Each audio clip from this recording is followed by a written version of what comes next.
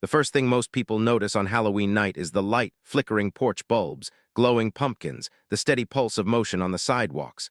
But for older eyes, those same lights can turn a familiar path into a blur of shadows. At 73, Paul never thought a few uneven steps could change an entire evening.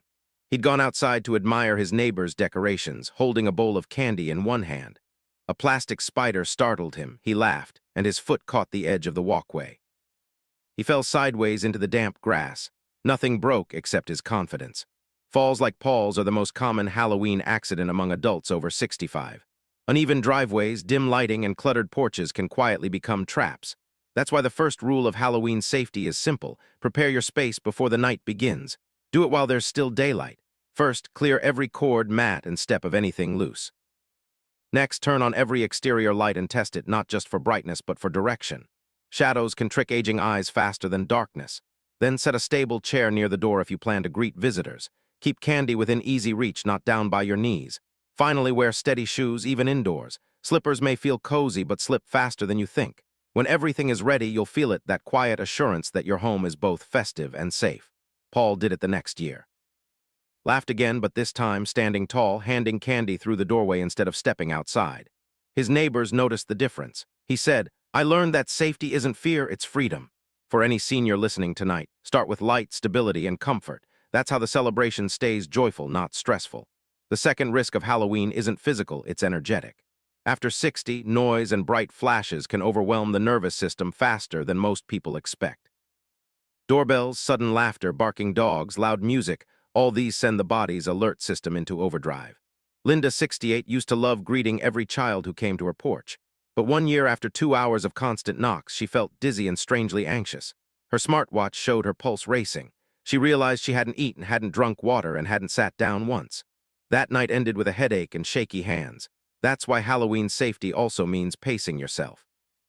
Before the evening begins, set gentle boundaries. First, decide how long you actually want to participate, maybe 1 hour, maybe 2. Write it down. Next, keep a glass of water nearby and a small snack within reach, something with protein like nuts or yogurt to steady your blood sugar. Then let the doorbell work for you, not against you. Instead of answering every ring, place a bowl outside with a friendly note. You can still wave from the window, still share in the fun, but on your terms. And if the noise becomes too much, turn on soft background music inside. It helps mask sudden sounds and keeps your heartbeat steady. Linda followed these steps the next year. She decorated early, played quiet jazz, and sat in her favorite chair by the window. "I felt part of it," she said, "but calm." Her night ended with a smile, not a headache. What this means for every senior: your peace of mind is part of your health plan. You don't have to be everywhere at once to enjoy the spirit of Halloween. Sometimes the safest celebration is the one that fits your rhythm, not someone else's. The smell of caramel and cinnamon fills every corner of the neighborhood by sunset. For most people, that scent means joy, but for older adults, it can carry a hidden trap. Halloween is the one night when sugar feels like love, and that's exactly why it can be dangerous. After 60, blood sugar takes longer to stabilize. A handful of candy may look harmless, but it can cause spikes that leave you tired, dizzy, or wide awake half the night. Yet refusing every sweet can make you feel excluded, like you're watching joy through a window. The key isn't no, it's enough. Geraldine, 71, used to bake caramel corn for her grandkids every Halloween. One year they couldn't visit, but she made it anyway. She sat by herself, watching old movies, and before she realized it, half the bowl was gone.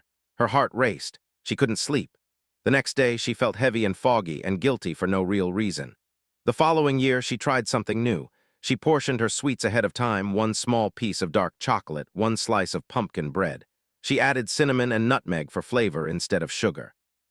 And she ate slowly, while listening to the laughter outside. It wasn't about deprivation. It was about control. And the control made her feel lighter, not punished, but free. So here's how to enjoy treats safely. First, eat something nourishing before the candy starts calling, a light dinner with protein and fiber. Next, prepare a glass of water or herbal tea. Sip it between bites. Then keep your treats in a small bowl, not a bag. Visual limits help more than willpower. Finally, after eating, walk slowly around your living room or porch. Movement helps your body balance blood sugar gently. Geraldine said, "The candy used to own me. Now it's just a flavor in the night." That's the real trick, sweet moments that don't steal your tomorrow. Not every senior spends Halloween indoors. Some still love walking the neighborhood, handing out candy at community events, or visiting family. But once the sun sets, the risks multiply. Reduced night vision, uneven sidewalks, and dark costumes make accidents far more likely than people expect. One evening, Harold, 68, decided to walk 3 blocks to see his daughter's kids trick-or-treat. He wore a black jacket because it matched the night, he joked later. But halfway down the street, a cyclist almost ran into him. He didn't see me, Harold said, and I realized neither could anyone else. That's why visibility is life-saving. If you step outside after dark, prepare like you would for a light hike. First, wear light-colored or reflective clothing, even just a white scarf or bright hat. Next, bring a small flashlight or wear a clip-on light. Avoid using your phone screen. It blinds your eyes temporarily. Then choose sidewalks over streets and avoid lawns or driveways cluttered with decorations and cords. Finally, move slowly but stay alert. Many younger drivers don't expect pedestrians after dark, especially on side streets. And for those who drive, keep headlights on early and slow down, even if the road seems empty. Children often dart out between cars, and older eyes need extra seconds to react. Harold followed those steps the next year. He wore a reflective vest from his morning walks and carried a small flashlight his granddaughter decorated with stickers. I looked ridiculous, he laughed, but I got home safe. That's what matters, because confidence comes not from ignoring risk but from respecting it. For every senior who still wants to feel the Halloween air, you can. Just light your way before you take a single step. The evening air cools, the candles flicker lower, and that's when another kind of hazard sneaks in: fatigue. Halloween is full of small movements that seem harmless at first: getting up for the door, bending for candy, standing longer than usual. But for older adults, these add up quietly, draining both energy and stability. Ruth, 76, loved handing out candy. She said it made her feel part of the world again. But every year, by the 10th visitor, her lower back began to ache. She'd force a smile, press her hand to her hip, and keep going. One night after closing the door, she leaned too far over the candy bowl and felt a sharp pull in her side. Her doctor later told her, "It's not age, it's posture." Tiny adjustments make all the difference. Before the night begins, set up your space like a stage. Keep a sturdy chair near the door so you can sit between visitors. Place the candy bowl on a raised surface so you don't have to bend down. Keep a small pillow behind your back for support and rest your feet flat on the floor. When Ruth tried that setup, she was amazed. I felt fine afterward. It wasn't just my body, it was my mood. I didn't feel old, I felt prepared. Here's what to remember: fatigue doesn't come from age, it comes from ignoring comfort. So create it before the night asks too much from you. And if you start to feel dizzy, heavy, or simply tired, it's not weakness to stop. It's wisdom.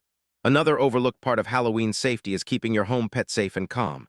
Older adults often share their homes with pets: cats who dart through open doors, dogs who bark at every sound, birds startled by sudden lights. For them, Halloween can be terrifying. Margie, 66, had a gentle golden retriever named Buddy.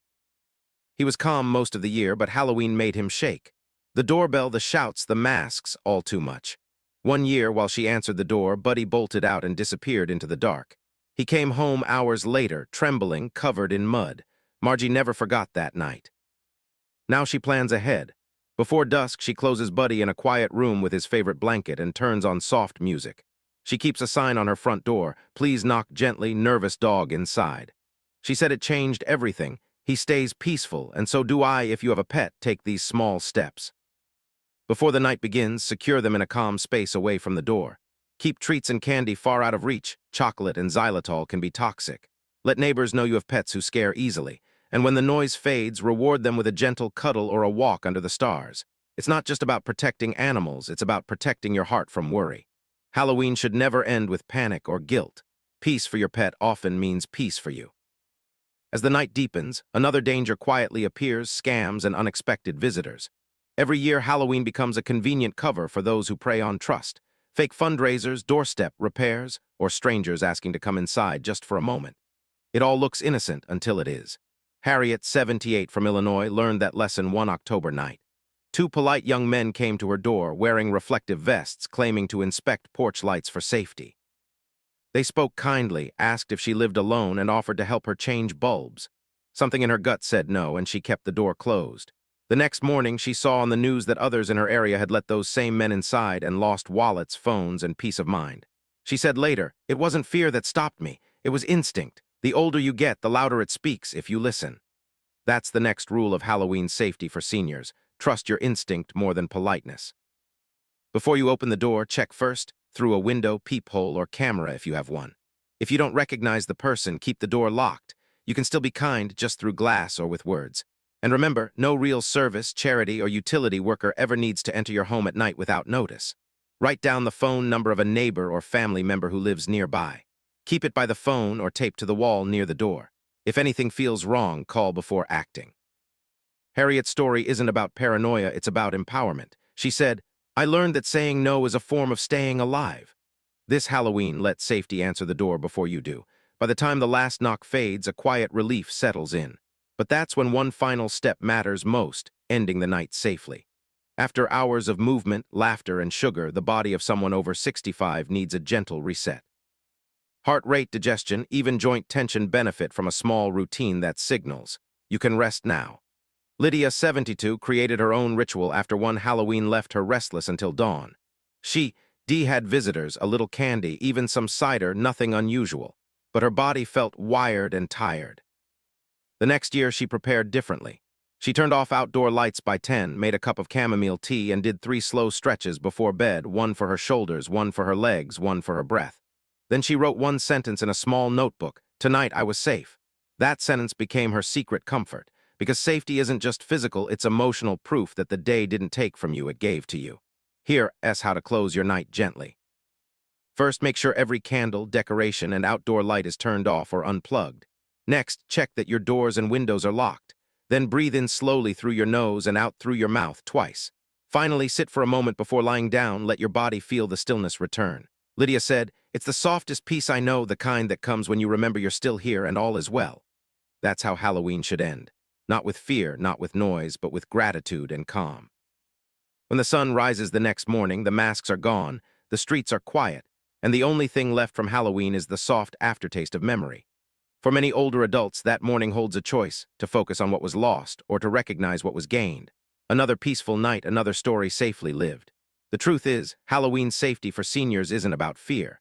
It's about reclaiming comfort in a world that moves too fast, glows too bright, and sometimes forgets gentleness. You've earned the right to make every night, even this noisy, colorful one, your own.